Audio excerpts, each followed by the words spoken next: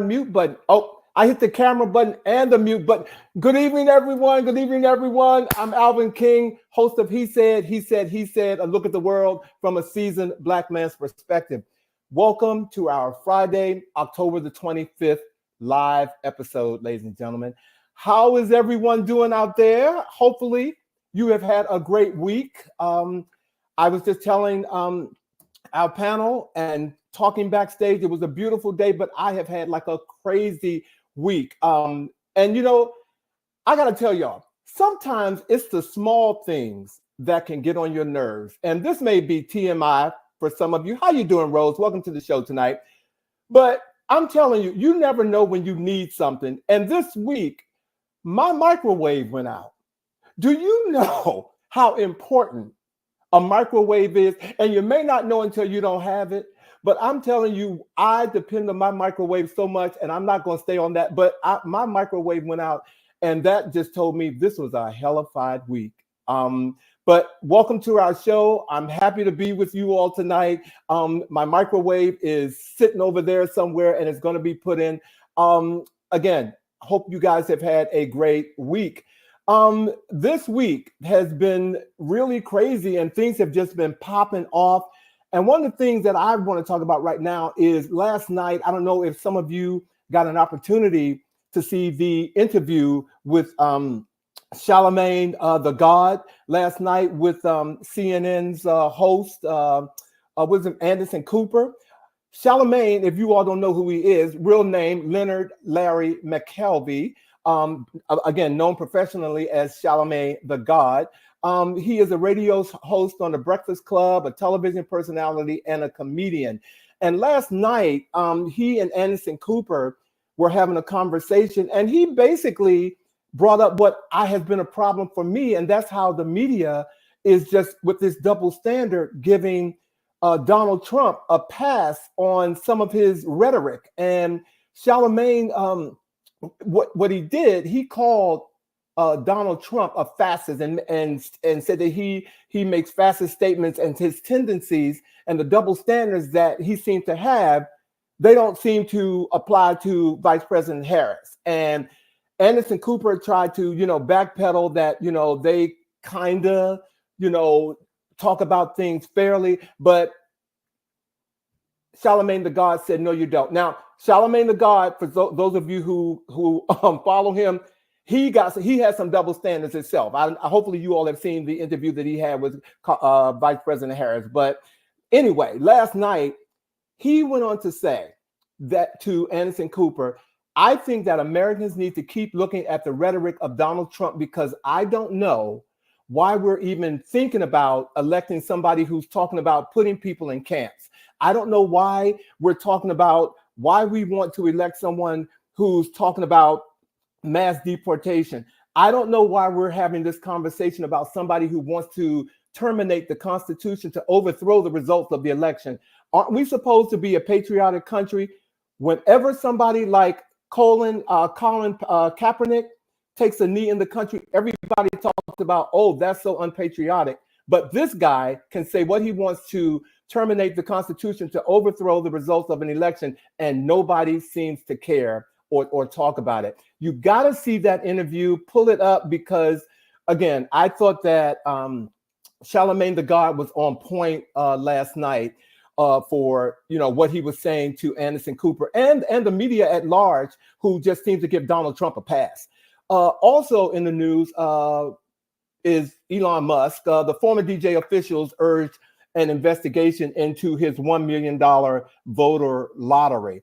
But the twist here is that a group of Republican lawyers and officials are urging a federal investigation into his America PAC for allegedly violating these election laws. And in a letter addressed to Attorney General Merrick Garland and Pennsylvania Attorney General Michelle Henry, former Justice Department officials argue that Musk's initiative to pay voters in swing states to sign a petition supporting the First and Second Amendment may constitute illegal activity under federal statutes that prohibit paying individuals to register to vote. We all know that Elon Musk is crooked, so it is no secret there. But I hope whatever they can do to shut him down and, keep him or the GOP from, creating another or something else illegal, I think they should definitely go ahead and do it. But it's just crazy that all this is in the news and taking place, and sometimes we can't even stop it. Here in DC, I wanted to bring something to you all attention because I thought this is just ludicrous, being that we're in this place where we're trying to manage our money and talking about how much the economy is impacting us. There has been an increase in recent robberies targeting young people wearing expensive designer sneakers here in Washington, D.C. And Washington, D.C. has been putting out alerts to let everybody know that there's been a rise in these thefts. And the new crime alert alleges that these children who are getting their sneakers stolen from them are wearing $600 to $1,200 tennis shoes. Now, I work every day, and I don't have a pair of Balenciaga or Louis Vuitton or Dior or, Lanvin tennis shoes. And as Bobby said to me the other day, we're good with our Nikes, okay? But this is crazy that these parents, if it is parents doing that, buying your kids these sneakers that are so expensive, and they're actually getting stolen off of them. So, that is going on here. Please, to all you parents, think before you buy, because it's crazy out here. Okay, it is Breast Cancer Awareness Month. We've been saying that all month. And for those of you who know the importance of getting checked for breast cancer or for cancer for any type of cancer, it is important that you do that. It is also Domestic Violence Awareness Month. And, we want to make sure that we promote that and let you know that domestic violence is not tolerated. And also today is National I Care About You Day. And if those of you who don't know it, I care about you. So thank you for being on our show tonight. And speaking of our show tonight, we have two amazing guests here. We thought that being in this election season, that there are some things that we need to talk about, and immigration and healthcare are two of them. And we have two amazing people. Allen Orr is here today, and Dana McGuire is here with us today also. And we're going to have that conversation with both of them. We cannot wait. And we know that you're going to take something away from this conversation that will be of importance to you. So if you all are ready, let's get on with the chat.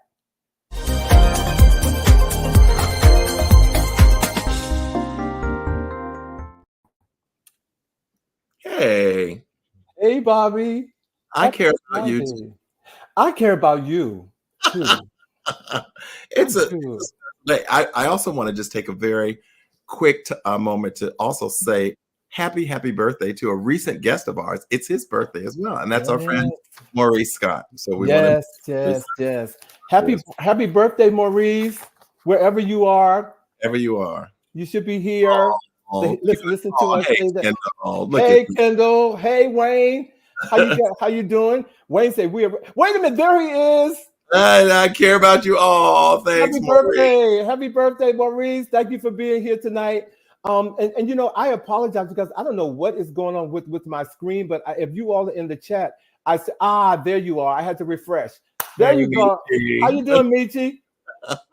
Thank you all for joining us today. Bobby, but have you had a good week? I had a little bit of a challenging week, but it's all good. It's all good. We get through it, and we pray and we get through it. So I'm good. How about you? It's been a hellified week, but if this is any consolation, you're still cute. Oh. You wear it well. Okay. We got to keep each other lifted. It's a pretty show tonight. So what's been in the chat for you? What is happening this week? Well, I just want you to know that, and we have had this conversation, and I think this is a cultural thing as well. We often say that, you just can't eat out of everybody's kitchen. But I don't know if you guys heard about this story that came out of Jessup, Maryland. It's the NAFCO Wholesale Seafood Distributors in Jessup, Maryland.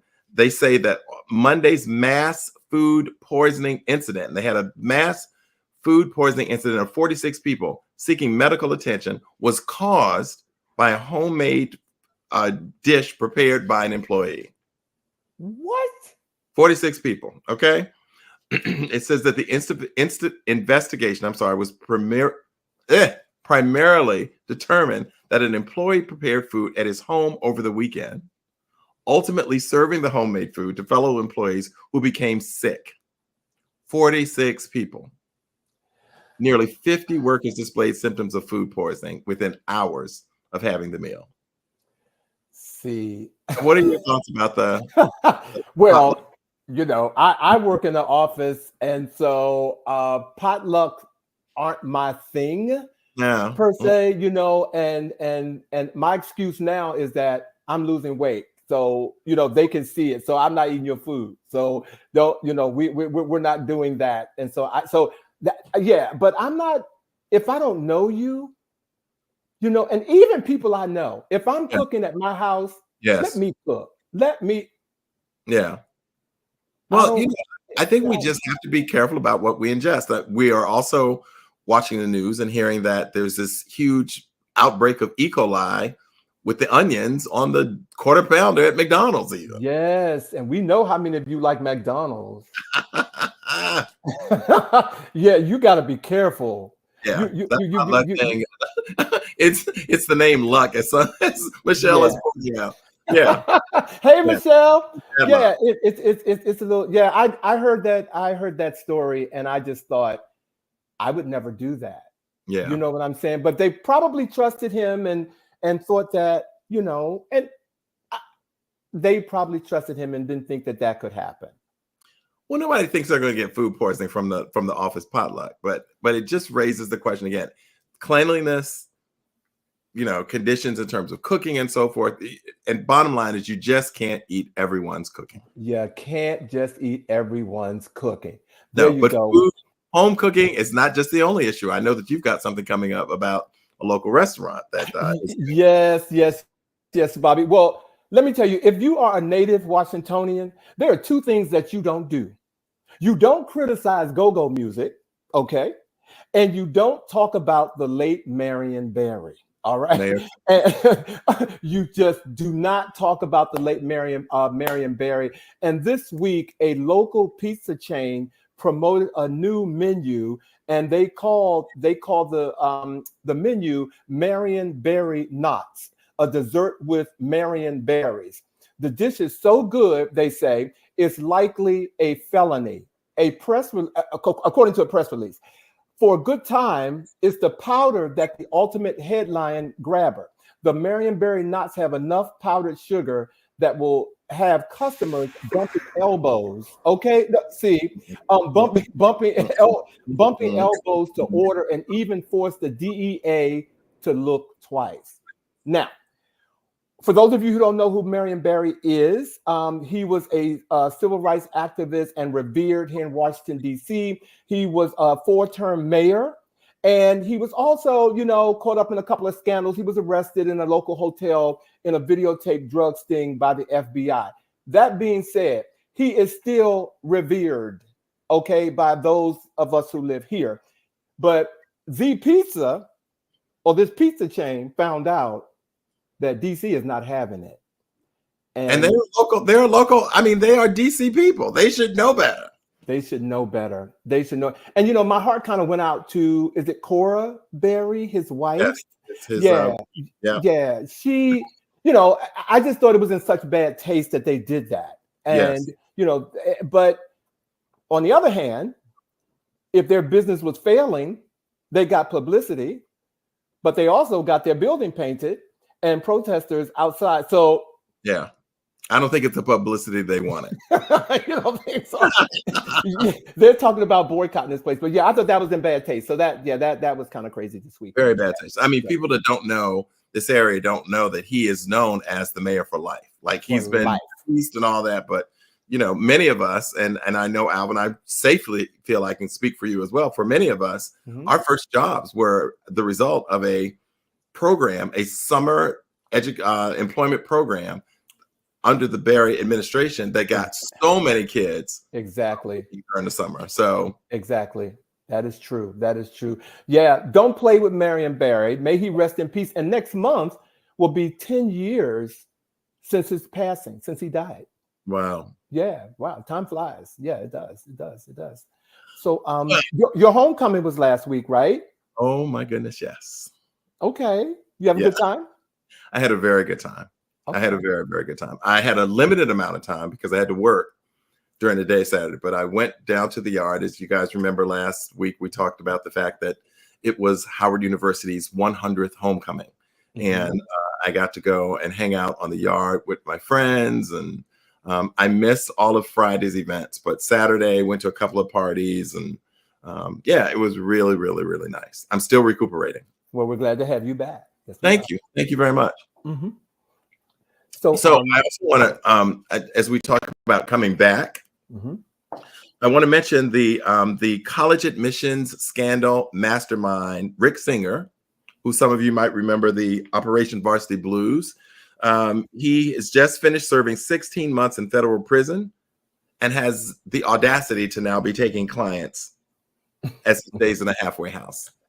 Now, you might remember he was the one who actually orchestrated this 2019 college scandal, where people were facilitating bribes from people's parents, such as Lori Lofton, Felicity Huffman.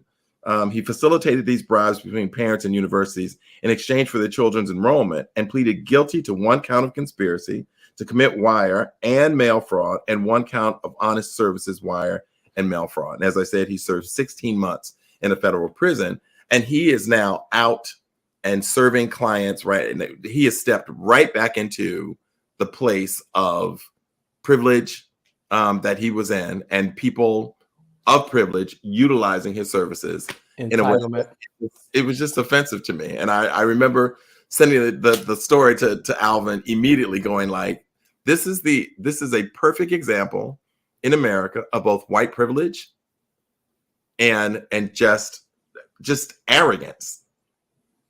Well, but just like with Trump, people support him because, as you said, he's getting calls. Mm-hmm. He's taking clients. So somebody, Right. you know what I'm saying? So somebody's buying into it, and he's getting clients. So Right. he can be as crooked, and I'm not advocating but for him, but he can be as crooked as he wants. People Yes. are actually calling him. So Yes. what does that say about them? Well, it just is the reality that privilege believes that it operates under a different set of rules. Yeah. And if they have the resources to get what they want, then that should be sufficient. So it was just very frustrating that, and when he was interviewed and asked, well, do you feel that you did anything wrong? His response was no. I just did what I was able to do, and people had the resources, and there's no sense of remorse whatsoever. He does not feel that he did anything wrong. That's truly a news flash for me. I'm telling you. So I expected that. Well, to close out our chat, Bobby, you and I talked about, we had to say something about this. The man with the Beijing, Rudy Giuliani, he must turn over his memorabilia and other prized possessions to 2 Georgia election workers, Ruby Freeman and her daughter, Wandrea Shea Moss. He must turn over his possessions, and his apartment he has to turn over, and 2 dozen luxury watches and a 1980 Mercedes. Vintage. Once owned by Lauren Bacall. And for those of you who know, what do you call it? Old Hollywood. Old Hollywood. Exactly. But I thought this was a feel-good story in a way. You know what I'm saying? Because they already won the $140 million judgment. But this is like icing for the cake. So, and it's karma. He made their lives hell. Yeah. Sell that damn gone. Oh, it almost made me curse. Sell that Mercedes. Okay. Give it. What is that auction really? Christie's. High profile Christie. Give it to them. Let them sell it. Yeah. Okay. All right. Yeah. Those ladies have the keys to that property up in New York. I understand they're trying to get the keys to some property down in Florida. Baby, all I would say is you better have it, whatever, washed, or I'm sure there are cameras in there, you saged and all of that, because it needs to go. But look, we got an action-packed story, Bobby, tonight. Like we said, with the election coming up, we thought that we would bring have 2 subject matter experts to talk about 2 very important topics that we hear a lot of, but do we really know what's going on? Absolutely. And that is immigration and healthcare. And so tonight, we're going to bring on our first guest. If you're ready, Bobby, I'm ready to bring him on. Let's bring him on. Ladies and gentlemen, Allen Orr is the founder of the Washington, D.C.-based Orr Immigration Law Firm, PC, a minority-owned law firm right here in D.C. His practice is focused on U.S. immigration, compliance for U.S. corporations, including visa applications for immigrants and non-immigrants. In addition to serving on the chairing several national and local committees, he has written numerous articles and regularly speaks at immigration conferences. He is listed in the International Who's Who of Corporate Immigration Lawyers and the International Who's Who of Business Lawyers. He is the Immigration Section Chair for the National Bar Association and the National President of the National Board of Directors for American Immigration Lawyers Association. He is the first Black president of AILA in its 75-year history. Yes. Allen received his BA in philosophy from Morehouse and a JD from Howard University of Law. He's an active member of the DC, Virginia, and National Bar Association, and he's appeared in British Broadcasting Corporation's BBC, MSNBC, Fox News, and is a frequent national and international speaker on U.S. immigration and policy. But we have him here tonight, right here on He Said. Please welcome Allen Orr. Hello, happy to be here. Hey, Allen.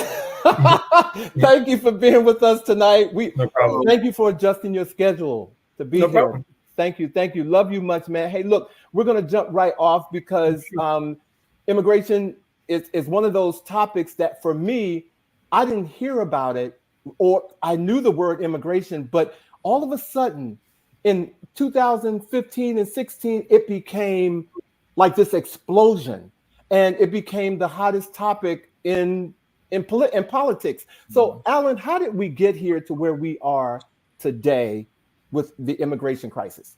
So I think we have to go back before that a little bit, just so that we can frame it in the appropriate way. And as we frame this, let's have a little education within the legal parameters that immigration is relegated to Congress. So therefore, anything and any problems with regard to immigration, who's able to change immigration, it's always a congressional issue because Congress changes and writes the laws that enact immigration, and immigration is only at a federal level. So talking about anyone else doing immigration is inappropriate as far as making law and policy that will last. The president is charged with enforcing immigration based on the budget given to him by Congress. And so what happened is we had a President Reagan who did something on immigration, and it really was sort of a punishment thing, not the smartest thing ever, created these draconian laws. And then from Reagan until we got to the first term of Bush, there were no immigration reform. So Congress took no action on immigration, and therefore immigration became a problem because there were no changes in the laws to meet the current concerns and needs of the United States that were sort of happening at that time. So when President Trump had his first chance to run, he came down an escalator and said, these immigrants are creating all of this crime. And as we know, it's a Southern strategy. In order to win, you need to create an enemy, blame everything on that enemy, and then say you will solve for that enemy. So that's what he did. And that's how he won his first election, on the back of saying he was going to solve immigration. Within his first 2 years in office, he had the House, he had the Senate, and he all had the presidency. They could have made an immigration bill, and they did not. So they let it just slide through. They made no changes, no implementations. They could have ended asylum if they wanted to. They could have done anything they wanted to do to sort of change the way we handle immigration in this country. They did not do that. There's a concept that under the Trump administration, immigration was handled. That is the wrong concept to think of. Under the Trump administration, immigration was awful, and COVID happened, and a lot of Americans died, and he used a draconian law to close the border down, which kept some of the preventions of having the number of immigrants that we had come to the country. But what it did was cause the backlog that once that law was removed, individuals were able to sort of come back into the United States once again. So the concept of immigration being out of control and the southern border being out of control is a fiction that has been written. Yeah, we hear about it every day, and it's a concern, and it's on our mindset. But canvas number of immigrants have been coming to the border for years. We are able to process thousands of immigrants at every airport in the United States. If we wanted to process immigrants at the southern border, we would. And the reason why we don't have the resources at the southern border that we have at our airports is one, because of class, one, because of choice, and one, because of the type of immigrants that we have a preference for. So in the United States, the demographics have been changing. and they were moving in a very Latin swing for a very long time, right? And then during COVID, when they shut down immigration, Caucasian immigration, which is the only way to sort of say it, was then supplemented by European immigration once again. And the only reason that the Caucasian race maintains its number in population right now over the Hispanic is because of immigration.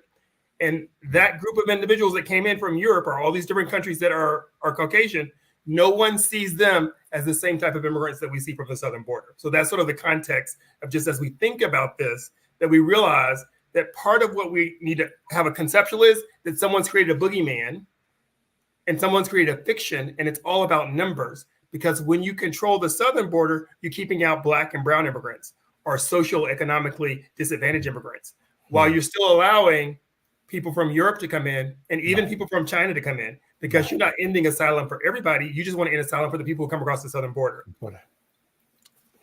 Lord, 101 class. Yes. Thank you. And look, I'm sitting here taking notes because thank you. I appreciate that. Thank you for actually honing us in and giving us the reality of what's really going on. So thank you. Context is always important. So we thank you for that. And we know that, as you said, from the time of the escalator ride, there has been a concerted effort to create this them versus us, dehumanization of people. And as you said, and dehumanizing certain immigrants and uplifting others. So you kind of spoke to the positive impact on white America in terms of European and Caucasian immigration. Talk to us about the issues of immigration and how they impact Black America. So let's think about who Black America is today. So 1 in 10 Black people in this country are either an immigrant, a child of an immigrant, or they are married to an immigrant. So that's the dynamic that we sort of had before. So one of the things that has always been useful in the Black community is to try to divide the diaspora, to make us within Black communities see ourselves as other, whether we're from the North or the South, whether we put sugar in our grits or we put salt on our grits, these divides that don't need to happen. And so one of the things that this presidential campaign did really well is they came in and they said, it is the Black immigrants or those immigrants coming in taking Black jobs, right? So they said that there are this relegated lump of Black jobs that exist that were being taken from us by other immigrants and sometimes Black immigrants. And so what that did was it created this concept of a foundational Black, which I don't really know what that means, because it just means that your parents were immigrants before there were immigration laws. They came over as slaves, but they're still from another country. Right. And then this sort of right to be Black in the country that is different than everyone else. So realize that the concept of a foundational Black is something that's dying out, right? There are not going to be so many foundational Blacks for a certain period of time because of the aging. You're going to either have married an immigrant or they're going to die out at some point. That number is going to, the link to slavery necessarily at some point, because the population growth is not going to remain the same if our trajectory remains the same. Mm-hmm. So for political power, it is important. And for the diaspora of Black people around the world, it is important that Black people don't see themselves as just United States citizens, just foundational Blacks. We need to see ourselves as a global majority. And then we have a greater concept of what the world looks like and what our political power can be. And if these other groups are letting immigrants come in to get political power, right, we need to make sure that we're also getting Black immigrants to continue our numbers towards political power within our diaspora as well. So that's number one. Foundationally, that's number one. Number two, when you look at Black immigrants in this country and just who they have been, right, presidents, vice presidents, political figures, right, activists, educators, for the betterment of Black people in general, right? So this concept of saying they are different than us because they come from Jamaica, or they're from Haiti, or they're from Trinidad, is a very useful tool to sort of say they're othering you or they're taking something from you. Mm-hmm. When we think about this job concept, which I think is super important, is there is no lump of jobs. The concept that there's a lump of jobs is a fiction to create a sum zero world. As we all know, as technology changes, jobs change. There are more jobs, there are less jobs in these immigrant communities. You see where immigrants build their own communities around themselves. They start their own banks, they have their own grocery stores, they have their own cap systems, these smaller ecosystems. You create and modify jobs all the time. So the concept that there's a job out there that someone is taking from you is the sum zero game. And what they're really trying to say to you is the jobs at the bottom of the scale, whatever those jobs may be, belong to you. Yes. And therefore, there's another group coming in to take those jobs away from you. And so the question should be, so why are those jobs my job, right?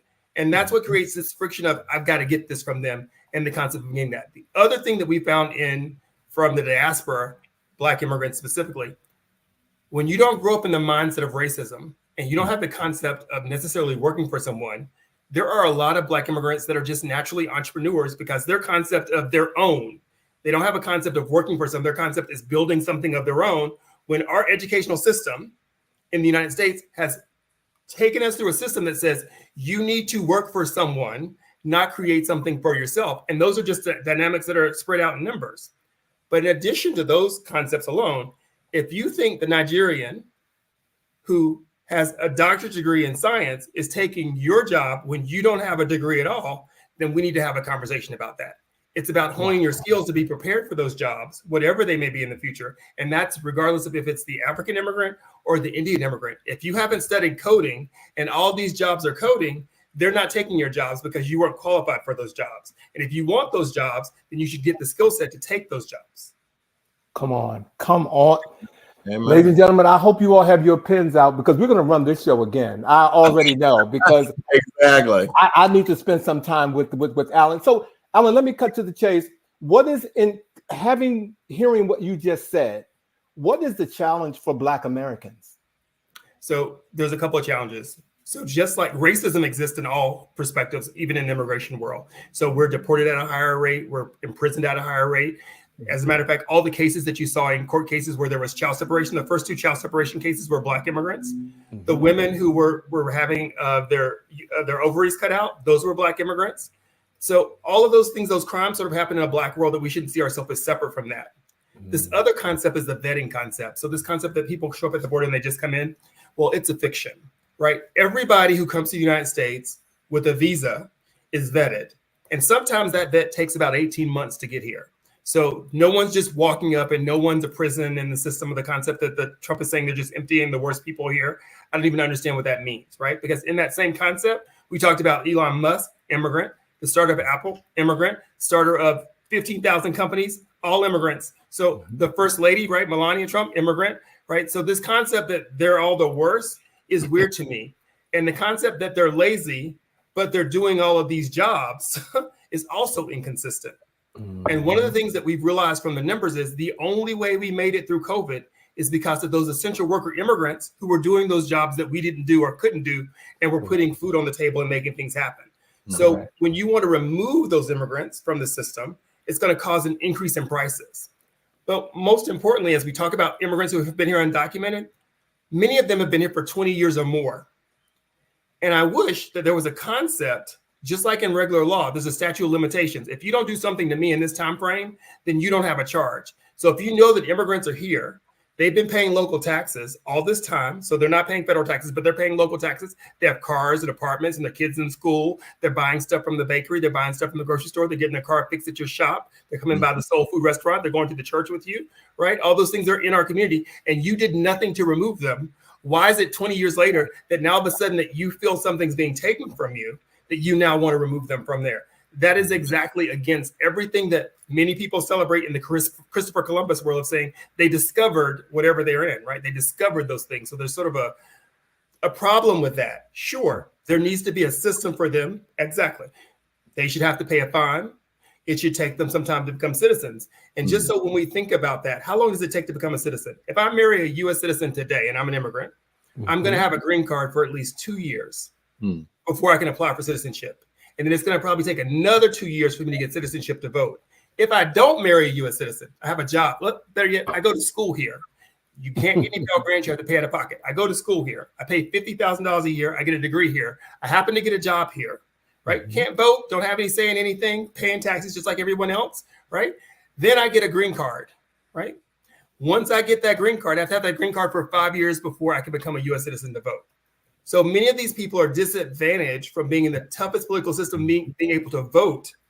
So it takes them some time to get there. So there is no immigrant who's popping up and getting all these things. And this concept that people have in their head that the immigrant shows up at the border on Tuesday, gets a loan on Wednesday, buys a house on Thursday, and takes your job on Friday and Saturday is just a fiction that just does not exist. You show me who are those individuals. Right. Oh, wow. Lord. Brother is taking us to wow. school. Wow. Wow. All right. to ask a question then. I want to, because I know our segment is limited here, but I want to ask a question. Sure. You talk about wishes and so forth. We are now about to elect a new president. Mm-hmm. If you could grant a wish for 2 actions to take place by the next president concerning immigration, what would they be? The first one would be to modernize the system so it meets what the economy is, right? So people who are working here undocumented are working for companies. And if we're saying it's bad, then lock up all of those companies, right? All those meat packing companies, all those people, all those directors should be in jail, including Trump. He had many of them working his golf courses. So if it's illegal to be here, who's benefited from that? The companies that lock them up. So if we're going to have them here and have them work and do things for us, then let's give them a way to be in the system in some kind of status. That's and holding people accountable who are taking advantage of them. Exactly. Number 2 is that we don't think of individuals as things. We don't demonize people or say because one person was in a DUI, then everybody's a DUI, or because one person is a criminal and everybody else is a criminal.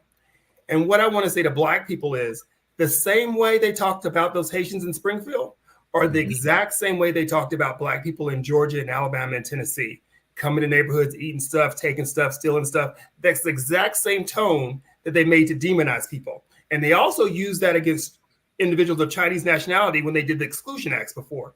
So it's a trope that they're selling you to make you think somebody is other and different. I ask people, especially people in the Christian faith, do to immigrants what you would do at your church. If they come in and they believe the same faith you are and the same Bible you have, and they want to work for the same things you have, spread out the table and let them work with you to build, because there is plenty of room in the United States. The concept that we have too many immigrants or that we're overflowing with immigrants is just a silly concept. There are at least 300,000 people here. We accept a million immigrants a year generally. So we need to revise that number up because we need to have more than that. And 2, we need to capture the 20 million people that are already here so we can change the system. So I hope that President Harris sees that. And the concept, just like with Black people in crime, the only way to solve the system is not to lock people up, because when we lock people up, who makes money, right? In an article, it came out yesterday that Greg Abbott spent $2 billion on his little immigration Lone Star program. Do you know who got that $2 billion? All of those rich individuals who are detaining in all of those companies. Wow. It is a system. It is a scheme. It is a scam. Wow. Oh my goodness. Ladies and gentlemen, now I'm telling you all, I know I could talk to Allen all day long, okay? Because you came here to do what we wanted you to do, and that is to educate us and provide a resource for those of you who didn't know what you thought you knew about immigration. So, Allen, I want to thank you for being here and putting us on your schedule, because, ladies and gentlemen, he's in a hotel room and he came to us tonight. So thank you. He's a Morehouse grad, and it's big. It's a big homecoming weekend for them. So he is giving his time. Yes. We definitely have time and space for anyone who wants to talk about immigration and Black immigrants, because I think demonizing people, specifically demonizing Black people, is not the path forward. Well, thank you, Allen. Look, take care. Be safe out there. And we look forward to you coming back. Have a great time in Atlanta, my friend. Thanks, Allen. Love you, man. Thank you. Guys, have a great night. Thank you. You too. Oh, wow. Wow. Well, ladies and gentlemen, we have another special guest who's coming on, but before we do that, I think we're going to have a bit of a break. We're going to have a PSA from the NNPA. So you all stand by. Don't go anywhere. That was great, Bobby. It was really good.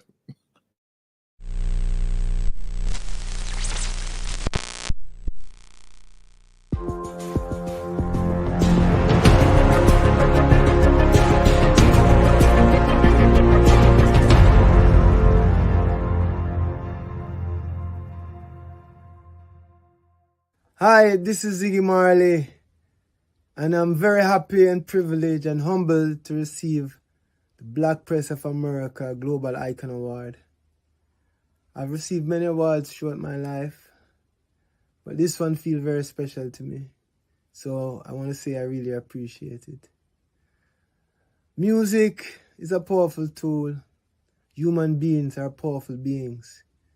We can achieve whatever we wish to achieve if we are willing to do what it takes to achieve it, standing up or kneeling down. So again, I want to say thank you to all of you, and much love and blessings. I want to dedicate this award to my father and my mother, Rastafari.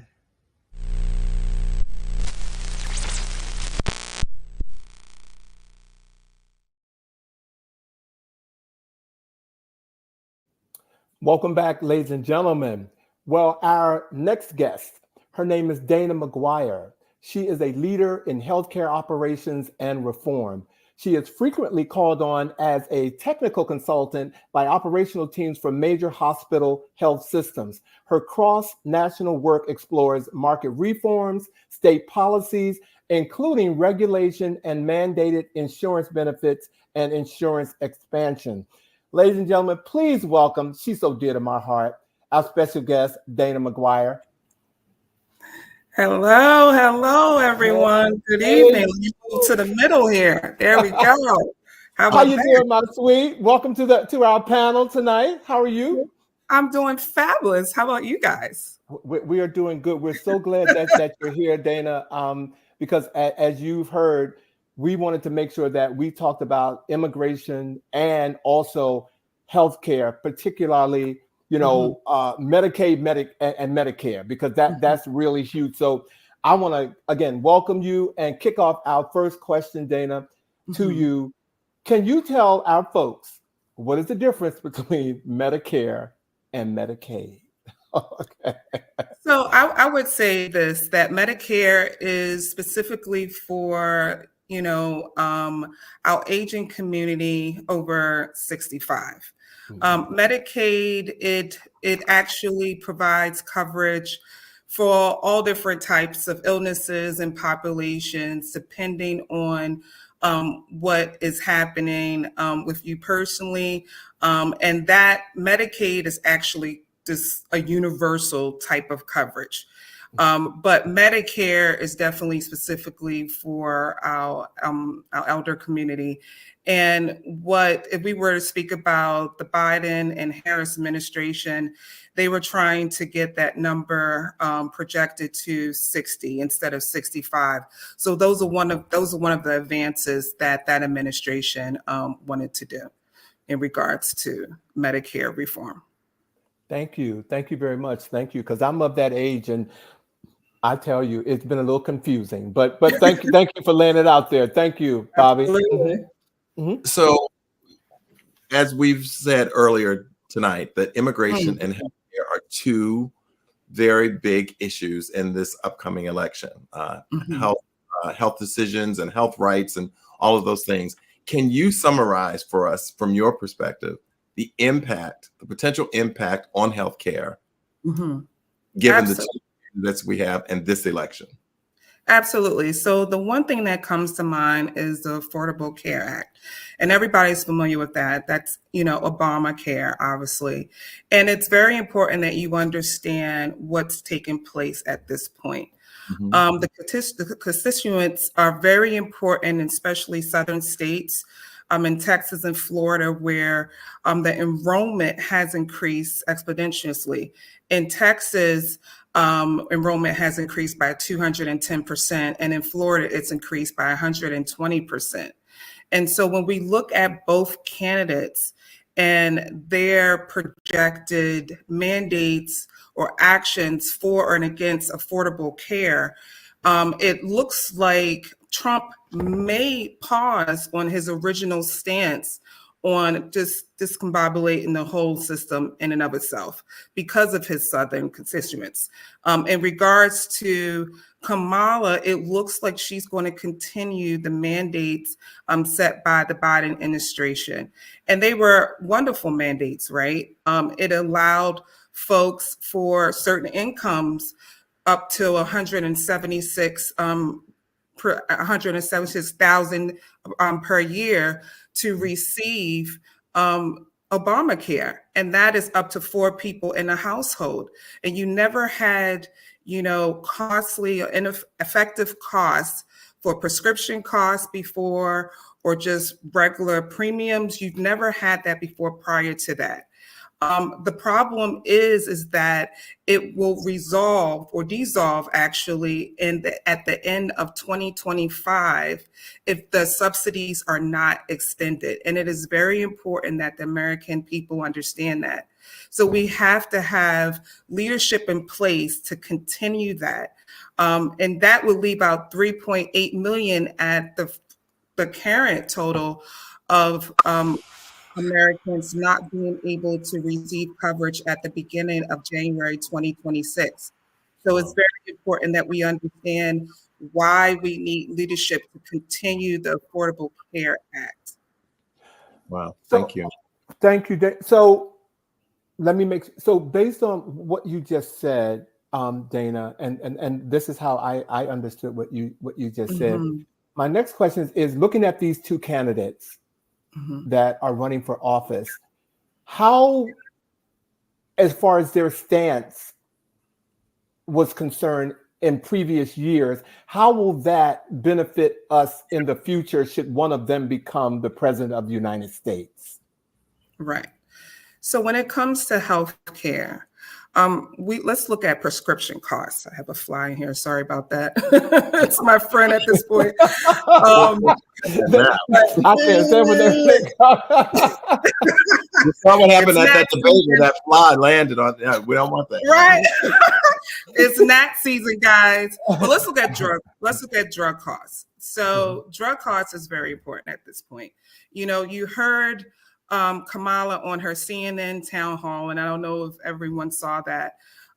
She mentioned what the Biden and Harris administration did for drug costs, which they put a cap, I believe it was a $26 or $36 cap on insulin prescription drugs and a $2,000 cap on drugs annually. Now, what does that mean to the American public? That our aging community, that they don't have the income that we would possibly have, that we work every day, we have benefits, we make a certain amount, and we can budget. We look at them and we look at their income.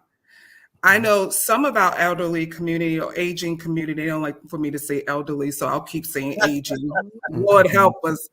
But I would say that they cap at a monthly income of $3,000. So if you put that in perspective of drug costs, look at what type of healthcare or what type of prescriptions they can get. Now, normally you have the generic and then you have the ungeneric, right?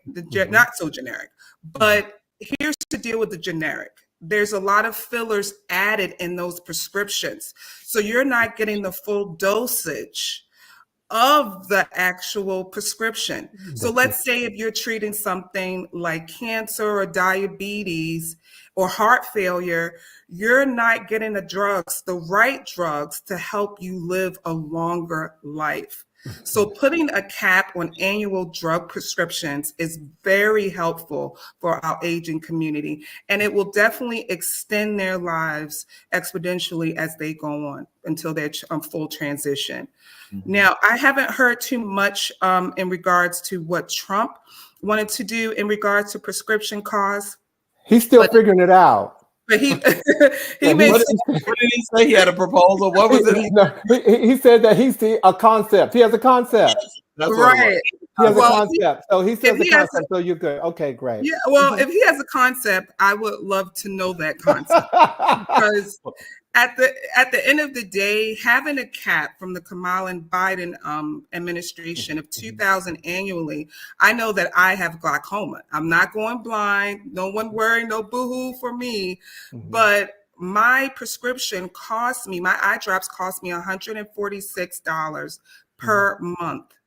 Now I have a full-time job, obviously, but can you imagine our aging community having multiple drugs that they have to take, like diabetes, high blood pressure, and anything else? That is going to cap $2,000 in a month. And where are they going to find that? Get that money from. So Dana you just said it. As far you just said it. If you're concerned about healthcare, right, you might want to lean toward voting blue because the other party doesn't have a plan at all. At least you know where you're going and what you're getting. That's what I hear you saying. Bottom line. Bottom line. That's Now, like you said, we're still waiting on Trump to give us, what his agenda. And like I said, yeah. I would really be interested in hearing that, because when I look at my grandmother and any other member of my family, I literally go to the drugstore for them and I'm like, how are you affording this? Mhm. How are you affording this? And thank God insulin has been capped at 35. I think it's 35 or 27. Yeah. Mhm. So those are the most important things. But also, let's look at hospitals. Now, what we don't realize is that we need to take care of what subsidies are the beneficiaries of keeping the hospital online, active, and serving our community and every community. The Affordable Care Act really helps hospitals take care of folks who aren't insured. And Mhm. that is very important. I know some of us back in the day, if you were to think, hey, when was I laid off and I couldn't afford the extended care? That was COBRA, right? That was extremely expensive. I remember when I Right. might have been laid off. I was only laid off one time, so don't judge me. But when I was laid off, they said that COBRA would cost me over $900 a month, Right. right? I remember And that. I'm Yeah. thinking to myself, how am I going to afford this? This is why us extending the subsidies of the Affordable Care Act are very important. Very So we important. need to have the right people in place in the Senate, in Congress, in the White House to make sure that those subsidies that will expire the end of 2025 are extended. Mhm. It is very important. Thank you. Thank you. Wow. Wow. Okay. Jana, can we talk a little bit about Social Security Absolutely. and what changes we might anticipate that aren't necessarily obvious, like things that we need to be concerned about that people are not thinking about? Well, we're dealing with inflation, right? I mean, we all know that the price of everything has gone up. I mean, the price of bread has turned into from $2 to 25 if you shop at the bougie gourmet stores, which I have decided not to do that anymore. But at the end of the day, when it comes to Social Security, that will actually be changing. The installment, the SSI payments will be reducing to 2.5. Now, what does that mean to you? That's an average of $50 per payment to our beneficiaries. So they're averaging and they're balancing the cost of the payments to the beneficiaries of Social Security based on inflation. So that's a big thing that's actually happened in Social Security. Another huge thing happening is the tax on income. So over 100, if you're under 175 or 176,000, you will be taxed for Social Security. Anything above that, they are going to change how they proceed on that. So that is very important for folks to understand. So when we look at making more money or making less money, understanding that those taxes that are taken out of your check every 2 weeks, they will be affected by those SSI installment payments. Wow. Wow.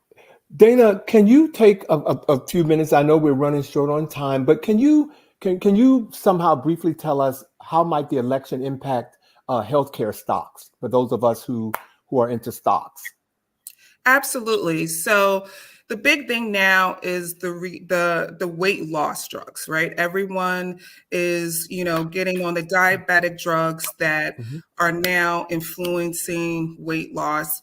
A lot of folks don't understand that those weight loss drugs have been not necessarily subsidized, but just think about it. Somebody with like diabetes, they've been taking this drug for years. They've never lost this amount of weight. So understand that drug companies have been changing drugs. How does that affect the stock market? Well, it benefits them, and it doesn't benefit you, because a lot of the companies that are active and live, they are now charging more for the drugs. So as soon as their stock goes up, that's when the price of the drugs go up because they're benefiting on the popularity of those drugs. And so you hear a lot of times people are getting drugs from, Cuba or Mexico because they don't have the same type of government influx and monopoly that we have here. So it's very important that we look at how the stock market is dictating how much you pay for healthcare. A lot of folks don't understand. On another note, a lot of folks don't know that Medicare Advantage plans are subsidized by Medicare payments. So Medicare, regular Medicare, is subsidizing operations for Medicare Advantage plans, which are private plans, up to $469 billion. So it is a business. Healthcare is a business, and stocks are being traded for all different types of medical device companies, which you see a boom in. You see the weight reduction drugs. That's a huge boom, as well as the Medicare Advantage stocks are becoming very popular, which ultimately Trump wants to privatize and make that the general Medicare. So that's very important that people understand that Medicare Advantage will cost you more in your taxpayer because that is the default plan that the Trump administration would like to go forward with. That's his plan. All right, Bobby. So overall, as we wrap up our segment, overall, from your perspective, what is most at stake as people go to cast their votes right now in terms of public health? The Affordable Care Act, that is at stake. You have to understand that at some point you may be subjected or may be a participant of it. And if it's gone, well, it will never fully leave. But the subsidies extended subsidies that give folks of a certain income base, that can go away. That it will make it so you will not be able to afford it. And you might as well just go to Cobra or any other individual plan on your own. So that is truly at stake. Also, drug prices are very important. They are going to continually go up if there is no oversight, if there's no vetting. The Reduction Act allowed, and you've probably heard this, that at least 10 drugs were under scrutiny and were able to get reduced by the Biden and Trump administration. And they were the big drugs like the cancer drugs, diabetes, you name it. So you have to understand that this can all go away if we have the wrong leadership in office. Amen. Amen. Amen. Dana McGuire, thank you for educating us. Thank you for joining us tonight, my sister. You beat the fly. You beat the fly. The fly is gone. Dana, thank you. We're definitely, you have provided the information that we wanted as we lead into this election 10 days from now. Yes. Ladies and gentlemen, please vote. Do what you have to do to vote. Do what you have to do. Dana, we're definitely going to bring you back, but thank you for joining us, and we'll have you come back before we close the show. Thank you so much. Thank you, Dana. Thank you. Well, Bobby.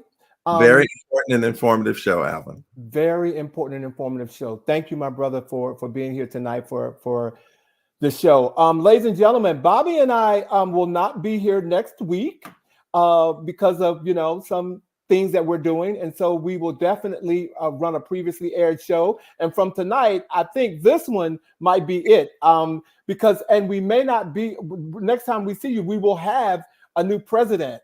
I think so. Hopefully, I don't know how long it's going to take them to count all these. Hopefully, we will have a new president. I don't know about you, but the last time, when Biden won, I was in the mountains because I couldn't take what happened in 2016, getting on a metro after hearing that other bad news, that other bad news. Yeah. But we won't be with you next week for a live show, but definitely watch out for us. And our words of the week this week is by none other than one of my favorite presidents, Mr. Joe Biden. Democracy is never guaranteed.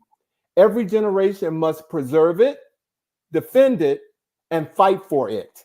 And those are words by Joe Biden, and they could not be more powerful Absolutely. for where we are right now. So thank you.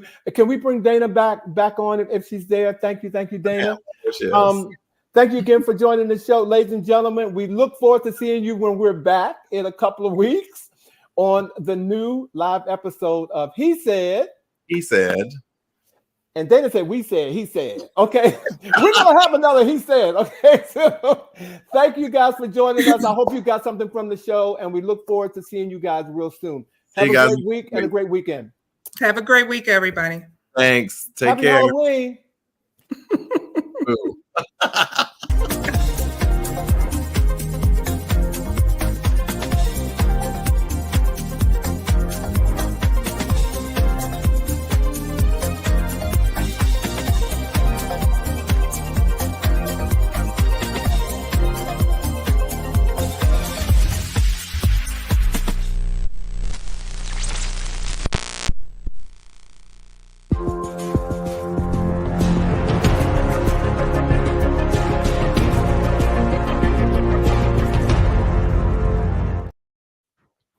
Wow. Lots of information. Thank you